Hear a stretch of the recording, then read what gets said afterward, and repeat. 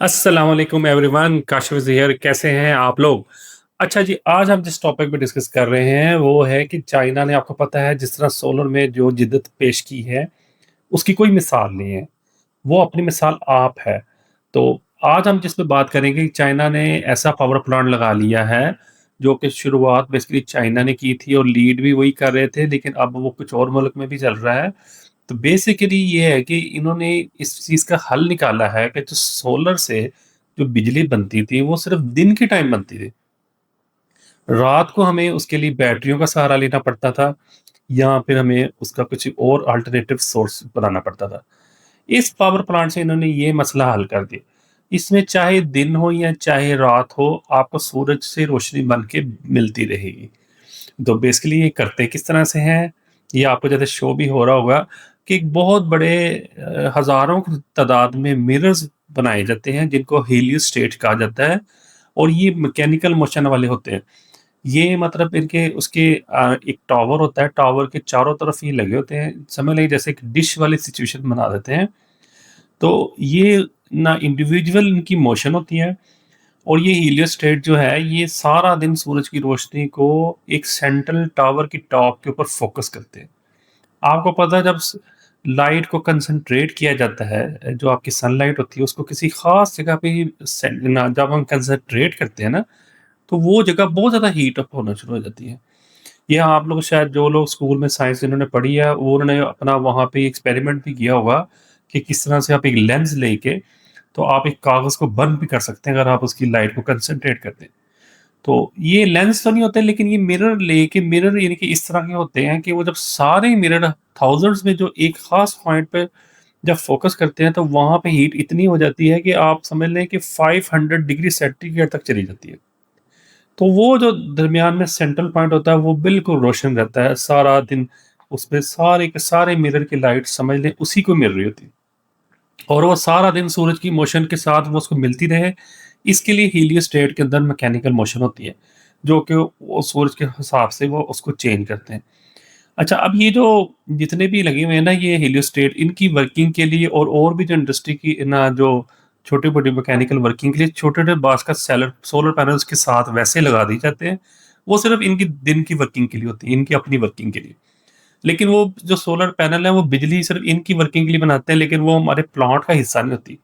Plant की बिजली अब कैसे बनती है कि वो जो टॉप पे ना आपके टावर का हिस्सा है, जहाँ पे 500 सेंटीग्रेड तक टेम्परेचर हो जाता है, उसमें वो हम ख़ास किस्म का सॉल्ट डाल देते हैं, ठीक है ना? ये सॉल्ट वो नहीं है जो घर का सॉल्ट होता है, ये मतलब आप जो केमिकल नेम सॉल्ट होता है, जैसे एसिड बेस होता है, उस तरह सॉल्ट्स होते हैं।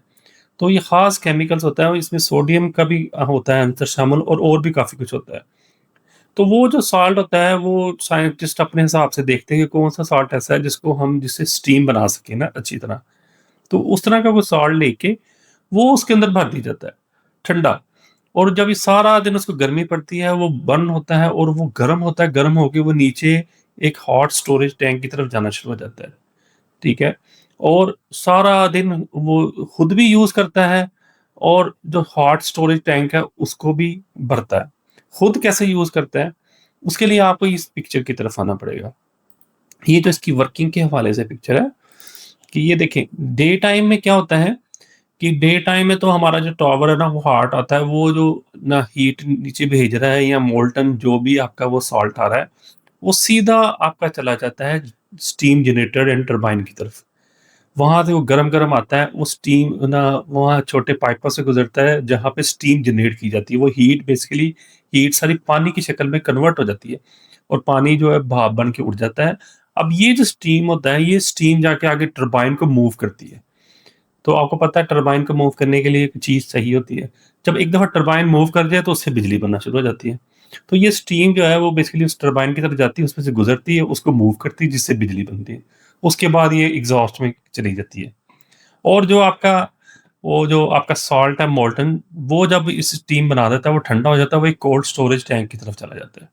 तो वो बाद में कोल्ड स्टोरेज टैंक से नेक्स्ट डे सुबह या अगर तो दिन टाइम होगा तो फ़ौरन चला जाएगा, अगर रात होगी तो अगले दिन सुबह वो फिर दोबारा टावर के ऊपर गर्म होने के लिए चला जाएगा।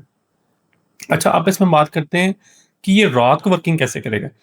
दिन में तो गर्म होके आ ही जा रहा है। अब उसके लिए वो जो नीचे हॉट स्टोरेज टैंक है, वो रात के लिए है, कि उसमें वो जो दिन में जो एक्स्ट्रा सॉल्ट गर्म हो जा रहा है, जिसकी भी ज़रूरत नहीं है, वो उसको नीचे स्टोरेज में फेंकी जाता है। और ये स्टोरेज टैंक और ये हाइली इंसुलेटेड होता है। ये यानी कि इसका टेम्परेचर गिरने नहीं देता है। आप यानी कि सारी रात भी पड़ा रहेगा तो इसका शायद चंद सेंटीग्रेड से भी नीचे टेम्परेचर डाउन नहीं होगा। तो देखिए कहाँ वो 400 500 सेंटीग्रेड है। अगर वो चंद सेंटीग्रेड कम भी हो जाएगा तो उससे कोई फ़र्क नहीं पड़ेगा। तो इसका फ़ायदा ये है कि दिन के टाइम जब टावर वर्क करना छोड़ देगा, तो ये रात को हम स्टीम बनाने के लिए हम स्टोरेज टैंक से हम लेंगे मटेरियल और उसको टरबाइन की तरफ लेके जाएँगे, स्टीम बनाएँगे, टरबाइन को घुमाएँगे और उसके में बिजली बनेगी। तो ये सारी रात इसकी कैपेसिटी इतनी बनाई जाती है कि सारी रात अगले दिन सूर्य निकलने से पहले तक ये चलता रहे। फिर अगले दिन जब सूर्य सूर्य निकल आएगा और वो आपके हेलियोस्टेट वर्क करना शुरू कर देंगे, तो फिर नया जो ठंडा हो चुका है ऑलरेडी कोल्ड स्टोरेज टैंक में जो पड़ा हुआ था, वो वापस आना शुरू हो जाएगा। आके जनाब वो हीट टावर से गर्म होगा और फिर ये दोबारा वर्किंग शुरू हो जाएगी। तो आप ये देखिए कितनी ज़बरदस्त तरीका है कि मतलब विदाउट सोलर पैनल लगाए, सोलर पैनल्स पे लगे हैं वो सिर्फ़ और सिर्फ़ जो आपको नज़र आ रहे हैं और होते भी हैं, वो सिर्फ़ इसकी जो मैकेनिकल मोशन जो है उसके लिए है, ठीक है ना? जो आपको अपने कोई वहाँ पे कोई दफ़्तर है या मामूली सा जो काम है ना, कुछ छोटे-मोटे कामों के लिए सोलर पैनल लगाए हुए हैं इन्होंने। लेकिन ज़्यादा जो बिजली प्रोड्यूस करके जो आगे दी जा रही है लोगों को, जो कमर्शियल एरिया या रेज़िडेंशियल एरिया में दी जा रहा है, वो सारा इस थर्मल प्लांट से बन रहा है। तो थर्मल प्लांट बेसिकली ऐसे ही ना पावर प्लांट को कहते हैं कि जिसमें ना बिजली ये स्टीम को यूज़ करके, हीट और स्टीम को यूज़ करके हम बिजली बनाते हैं, जैसे कि इसमें हो रहा है। तो ये देखिए कितना ज़बरदस्त सिस्टम है। चाइना में अब तक ये कहते हैं कि 1.7 गीगावाट के प्लांट्स लग चुके हैं, जो कि बहुत बड़ी तादाद है। तो मतलब एक म मतलब 1 गीगावाट में 1000 मेगावाट होते हैं। तो इससे आप अंदाज़ा कर लें। फिर ये कि अब बाकी मुल्क भी पीछे नहीं रह गए। इसमें आपके यूरोप के कंट्रीज़ हैं, साउथ अमेरिका के कंट्रीज़ हैं, अमेरिका है, इन वो लोग भी इस पे काम कर रहे हैं। लेकिन सबसे ज़्यादा इस वक़्त जो इसकी कैपेसिटी प्रोड्यूस हो रही है, वो इस वक़्त चाइना में है। तो इसको देख के हमें ख़्याल आता है कि हम क्यों नहीं ये अपने मामलात में पाकिस्तान में जैसे कि रेगिस्तान वाले इलाके हैं, बलूचिस्तान, सिंध में बहुत बड़े-बड़े एरियाज़ खाली पड़े हुए हैं। तो हम वहाँ पर ये क्यों नहीं लगा सकते? ये हमें वहाँ पे नहायत ही फ़ायदा देगा। खाली सोलर पैनल फार्म लगाने से ये वाला फार्म बेहतर है। इसका फ़ायदा ये है कि ये आपको रात को बिजली देगा। सोलर पैनल आपको रात को कैसे बिजली देंगे? ठीक है ना? हमारा जो प्लांट लगा हुआ है बहावलपुर में, वो आप देखेंगे वो दिन में तो देता है बिजली, रात को कोई बिजली नहीं देता है और इतनी बड़े लेवल की बैटरीज़ तो हम लगा नहीं सकते। तो ये एक ऐसा सिस्टम है कि जिसके अंदर विदाउट बैटरी हमें सारी रात बिजली मिल सकती है in the form of megawatts. तो हम लोग इस तरफ क्यों नहीं जा रहे? हमें ये इस तरफ सोचना चाहिए, गवर्नमेंट को भी सोचना चाहिए और यकीनन ये नया फर्स्ट टाइम इस तरह की नई टेक्नोलॉजी लगाना मुश्किल तो होती है, प्रॉब्लम होते हैं, लेकिन आप इसको वर्किंग करके बेहतर कर सकते हैं।